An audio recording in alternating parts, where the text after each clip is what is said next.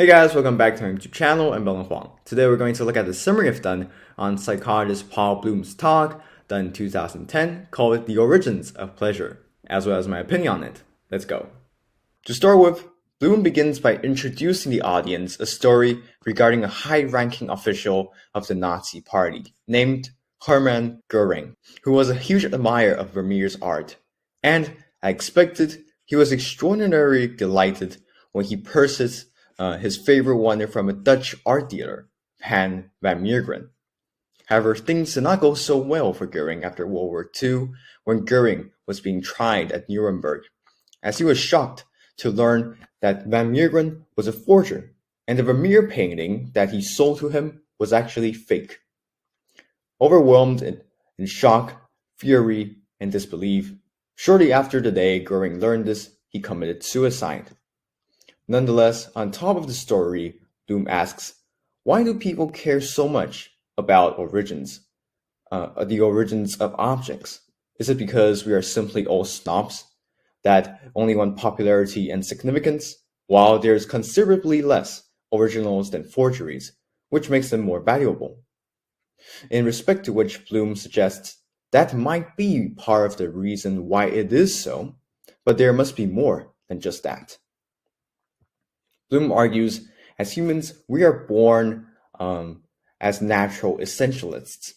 That is, not only do we not merely respond to objects as they are presented, our reactions also strongly depend on the beliefs that we have towards them, as such can be shown through various areas in life. The taste for food, for instance, is hugely determined by what we think the food is and its price.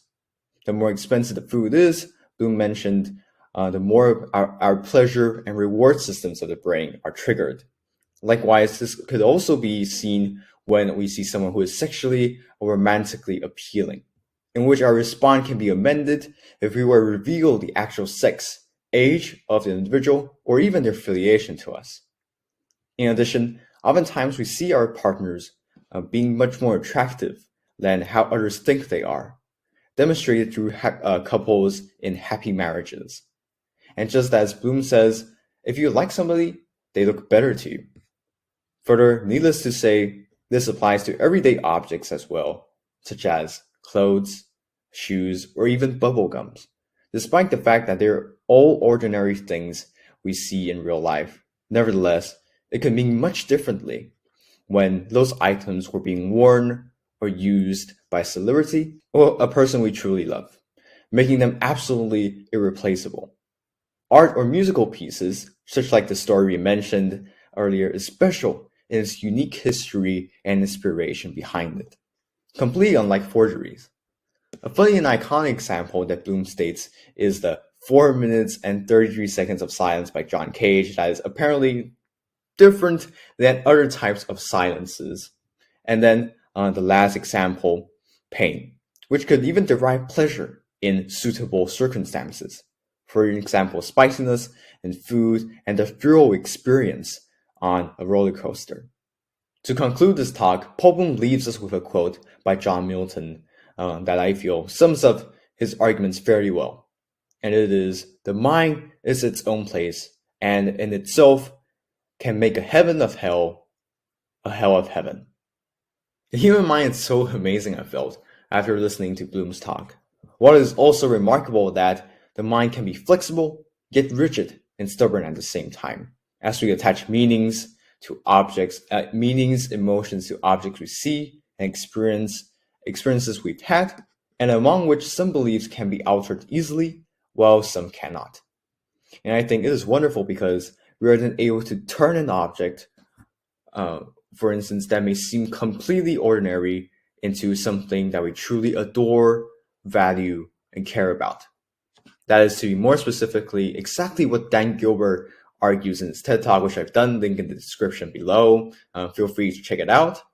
Who states that when we turn something normal into what we care about, and if it brings us joy, we can gain synthetic happiness. Such like couples that Bloom mentioned, a lovely example that explains this perfectly.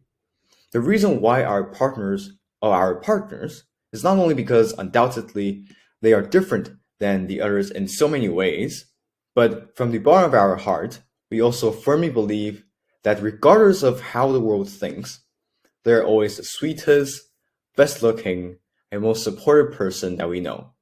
And nobody loves us more than they do. And this, in itself, is the beautiful meaning that we've attached to our significant other.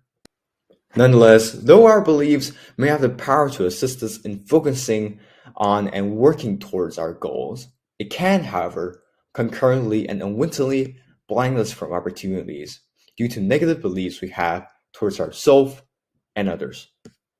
Nevertheless, I believe it is up to us to decide if we want to continue to believe that how we think now is true, or to examine our beliefs from an objective perspective and question what has really caused us in forming these beliefs, and see if the way we think actually matches to what is really happening in reality. Moreover, I also argue that simultaneously, we shouldn't judge too quickly based on merely our personal experiences, as anything we see has its unique history, which cannot be easily revealed or manifested solely through their appearances. Thus, by not judging too quickly, could we not only prevent ourselves from creating negative beliefs and misconceptions, and open ourselves up to more opportunities, whilst notwithstanding to protect ourselves from being hurt both physically and mentally as a result of these misinterpretations. Thank you so much for watching. Please like and share if you enjoyed this video, and don't forget to comment below, turn on notifications, and subscribe to my channel.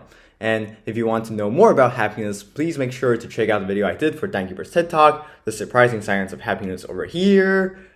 That's for today, and I'll see you in the next video. Bye-bye.